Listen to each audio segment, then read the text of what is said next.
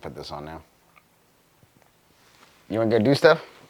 Yeah, so you'd fancy yourself a survivalist. What's in your bug-out bag? I like to go real tool heavy, and I could talk you through it, or I could just show you what's in it. And let's spot check it anyway. So that'll be fun. Let's see what I'm missing. Let's see what's not in there. I guess that's more important, right? Follow me.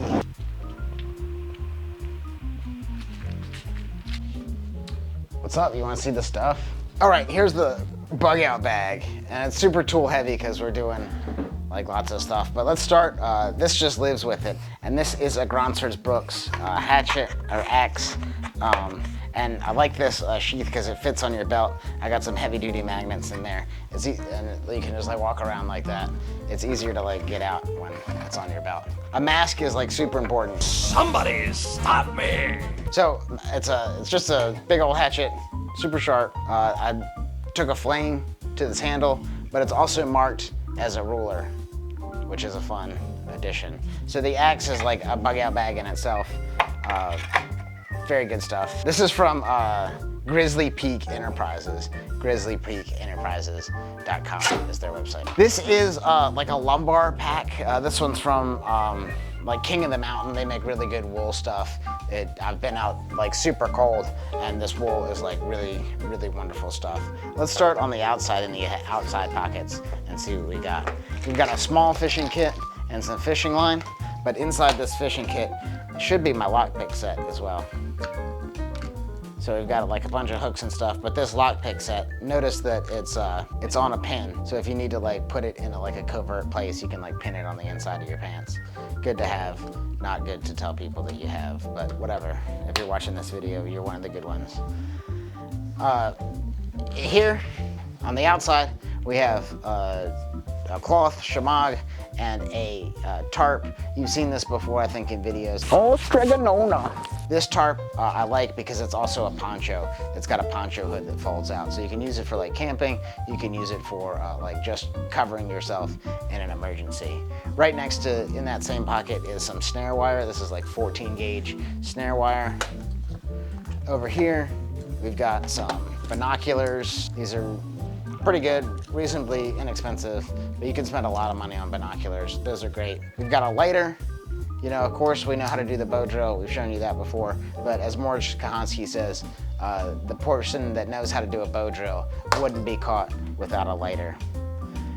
Somebody asked me the other day, is like, do I carry a multi-tool? And yeah, and I like this because it allows me to cut the snare wire, but it also allows me to grab hot pots off of the fire and not burn myself.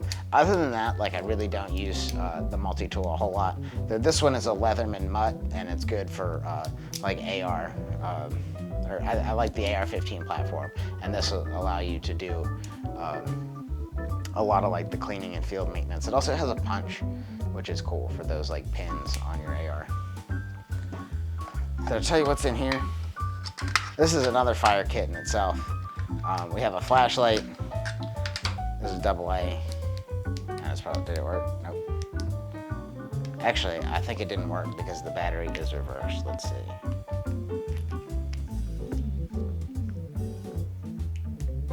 Hey. So I'm not draining the battery. Yeah, that's a pro tip. So many pro tips, I forgot what they were, right? So we have a lighter. Here's another pro tip for you. So with this lighter, if this is bumping around in your bag, every time this tab is hit, it's sending gas and you're losing your fuel. But if you take a zip tie and zip tie it around the lighter, you can't press down on that and it'll preserve all your gas if this is just riding around with you. So little extra pro tip there. I have some artificial sinew, which is like super strong, durable cordage. You've seen some of my sweatshirts have like holes in them and been sewn up. It's this artificial sinew. I really like it. Extra hair tie. And then in here is this is a needle case. So I've got needles for sewing and leather work. This one is a leather working needle. Notice how big it is. We've got some smaller ones, but all these come to like a really sharp point. Get yourself some good needles. And actually, like if you go back long enough, the needles are like so sacred that women actually had jewelry that would hang needles around their neck. So they always had needles with them because they were super expensive to like recreate. And the only way that I would know how to make a needle would be like bone work, and I'd rather not dull my knife up and stuff. But it's all in this tin. I can use this tin for like char cloth, and I have a little bit of jute cordage there. That's how we teach the tinder bundles in class, so I like to keep a little bit of that on me just for like instructional purposes. So we have these 3 outside pockets which are full of things that I grab like on the regular or want to have more access to. And then on the inside, this is like more tool heavy stuff. I've got 2 canteens. Notice the 2 of them so that like one is on the fire and then the other one is cooling. So I can always be cycling and have, you know, water all the time, because drinking hot water is like really terrible. I have a compass, though. I really like having a top quality water filter. This is a Katadyn Pocket. Notice I have another knife in here. These Moore knives are like excellent. I know we've talked about these a lot in videos, but this has been notched for a ferro rod to shoot sparks. And it also has a dangler by a guy that came to class, and I'm blanking on his name, Andy Robertson Outdoors. I really like this dangler that he made, and it just fits in there, and it gives you the ability to carry a knife underneath a sweatshirt and be like, you know, have access to it so you're not like pulling stuff from your belt line. It's up under the thing. Back to the water filter. This is a Katadyn Pocket water filter. Very good. This will filter more than my house will. But the downside is that like if you're using this in cold environments, you need to be sleeping with it so your body heat keeps it from freezing. But you throw one end into the creek. I know you've got videos on this. One end into the creek, one into your water bottle, and that's why, and you just pump it up. And it keeps you from having to boil. Also in here, I have one of these like God Spark ferro rods. There's interfaces with the back of your knife, and you pull on it. You can shoot sparks and not catch your table runner on fire. But yeah, so it's a way to create reliable sparks. Those burn at like 2,000 or 3,000 degrees, and it allows you to like not rely on your lighter, which sometimes messes up when the temperatures are super cold. So a ferrocerium rod. But all of this is like redundant stuff. If you know how to do it primitively, you don't need like all this extra stuff. But having an extra knife is super important. Saying essentially it doesn't matter what kind of Bugout bag you have, as long as you have the right knowledge, anything can be a Bugout bag. Yeah, exactly. So you know, knowledge trumps gear all the time. But in that, if you've done it and know how much effort it takes to do some of these things and knowledge, you're gonna want to know that you can replicate it quicker with like a little bit of technology that you take with you. So carrying a kit that weighs like less than 20 pounds, you can really, you know, amplify or like magnify your effectiveness in the woods, particularly when you have other people, because chances are if you're bugging out, it's not going to just be you that you're taking care of. You have to take care of the larger group. So we have another tarp, and this one is a Mylar tarp. These things are cheap, but they have like a rain proof on one side. This one came with a stink bug. And then on the inside, they have this like reflective liner, Mylar, and this allows you to like preserve your body heat a little bit. So a tarp in itself won't keep you very warm, but these things are like an emergency blanket to keep your body heat in a time that you would really need it. So we have another tarp there. Some paracord, very, very useful for bow drills, for putting up your tarp, for wrapping, frapping, you know, structures together, lots of things. Now, this is like, if you've seen videos of me just walking around the woods, chances are I have this wrapped around me, and then this is in my back pocket. This is a big boy silky saw, and the bigger the saw, the more efficient you can be.